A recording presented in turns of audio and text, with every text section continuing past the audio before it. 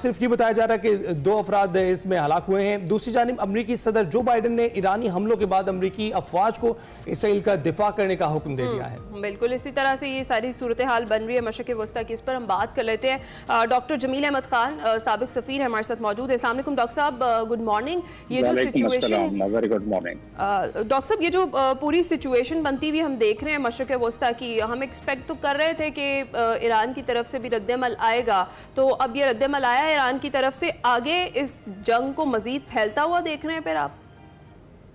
جی، یہ جنگ تو خیر پھیلے گی، لیکن فی الوقت محسوس ہوتا ہے کہ اس میں کچھ بیک ڈور ڈپلومیسی چلتی رہی، اور اس کے ثبوت اس طرح ملتے ہیں یا اس کا اشارے اس طرح ملتے ہیں کہ ایک طرف تو شدت بڑی تیزی سے بڑھ گئی تھی، آگے تپش بڑھ گئی تھی اسرائیل کی طرف سے، اور ایران نے بھی بڑے واضح کر دیا تھا، بلکہ ایران نے تو واضح کر دیا تھا جب اسماعیل ہانیہ صاحب کو شہید کیا گیا تھا، اور اس کے بعد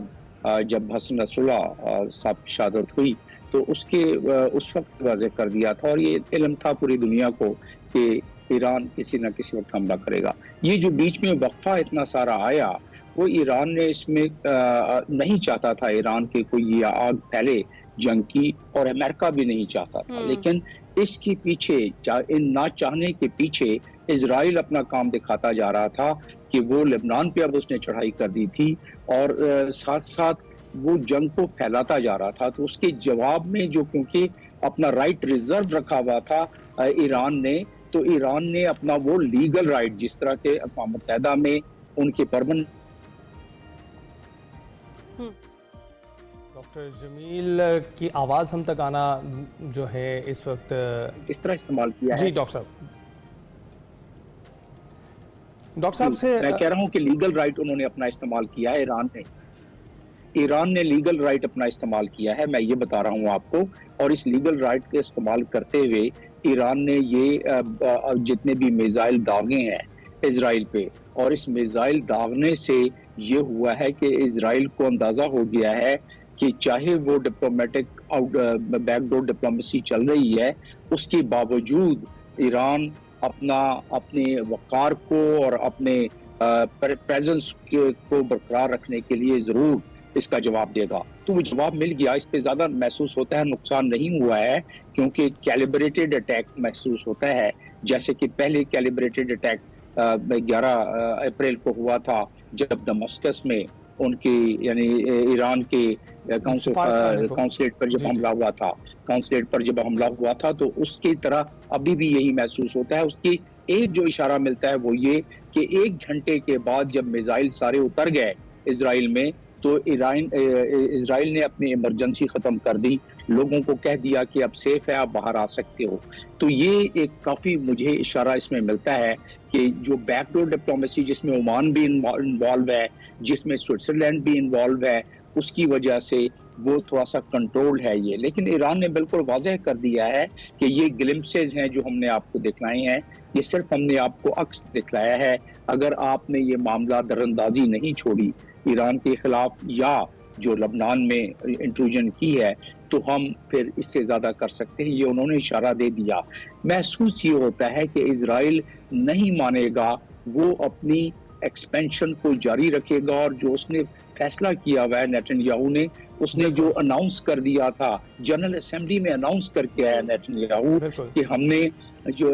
اس کو خاموش کرنا ہے، لبنان کو بھی خاموش کیا کرنا ہے۔ اگر ان کی تاریخ دیکھی جائے تو 1948 میں بھی زمینیں قبضہ کی فلسطینیوں کی، 1967 میں بھی کی، اور اب لبنان کے سدرن سائٹ پر فوجیں انہوں نے داخل کر دی ہیں۔ کہتے ہیں کہ ہم ریڈ کر رہے ہیں، لیکن فوجیں وہ داخل کرنے کے لیے ساری تیاری ان کی موجود ہے کہ وہ قابض ہو جائیں سدرن لبنان پر، حالانکہ لبنان ایک ساورن کنٹری ہے، اور اس کے بعد وہ نارتھ میں جو اسرائیلی ہیں ان کو واپس لے آئے، جو 1 لاکھ کے قریب اسرائیلی وہاں سے ڈسپلیس ہو گئے ہیں۔ ایک تو ان کا یہ بہانہ ہے، لیکن اصل مقصد تو وہی ہے ان کا، گریٹر اسرائیل والا۔ آہستہ آہستہ وہ اس طرف جانا چاہتے ہیں، اور یہ سارے ان کے بہانے ہیں، اصل نشانہ ان کا آخر میں ایران ہی ہے۔ اور ایران کیوں ہے؟ کیونکہ ایران آنکھیں دکھلا سکتا ہے، وہ اپنی قوت دکھلا سکتا ہے، اس کی پراکسی کو وہ تباہ کر۔ آپ کیا سمجھتے ہیں؟ وہ پراکسیز کو بھی ان کے تباہ کر رہے ہیں، ہم نے دیکھا ہے حسن نصر اللہ اور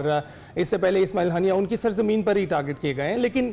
कैसे आप देखते हैं कि ईरान के ये इक़दामात सिर्फ इंटिमिडेशन के लिए हैं, क्योंकि पहले जो हमला किया गया था उनके सिफारतखाने पर हमले के बाद, तो उसमें उन्होंने पहले से ही आगाह कर दिया था कि हम हमला करने जा रहे हैं। 3 से 4 घंटे पहले उनके पास इंफॉर्मेशन पहुंच चुकी थी। लेकिन अब जो हमला किया गया है, इसके मुतालिक अमेरिका का ये कहना है कि उनसे कोई राब्ता नहीं किया गया, ये हमला ईरान ने अपने तय किया है, खुद से किया है। इसका ऐलान तो ईरान कर चुका था। लेकिन आपको लगता है ये जो हमले हैं, इनकी क्या हैसियत है अगर देखा जाए? क्योंकि इसराइल तो नहीं बताता कि वो कहाँ हमला कर रहा है, कब हमला कर रहा है, क्यों हमला कर रहा है। लेकिन ईरान की जानिब से जो हमला किया गया, इसकी आप क्या समझते हैं कि इस वक्त इसका क्या इम्पैक्ट आ रहा है?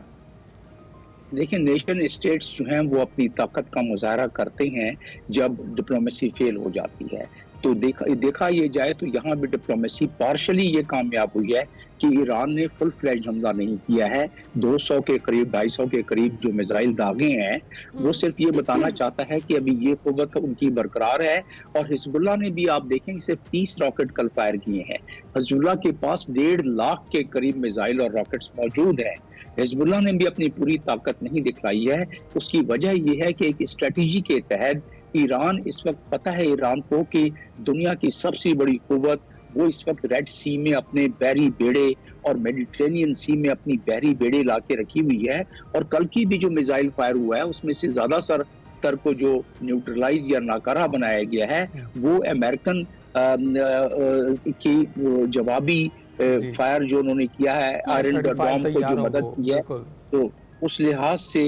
लिहाज से उन्होंने इजराइल को ये बावर कराया है। और जो बाइडन ने फौरन बयान दिया कि हम इजराइल के डिफेंस में खड़े हैं और मैंने आर्डर दे दिया है अपने फौजियों को, जो बाइडन कहते हैं, कि वो उसका दफा करें। ये न सिर्फ यहाँ बात खत्म होती है, जो बाइडन अपने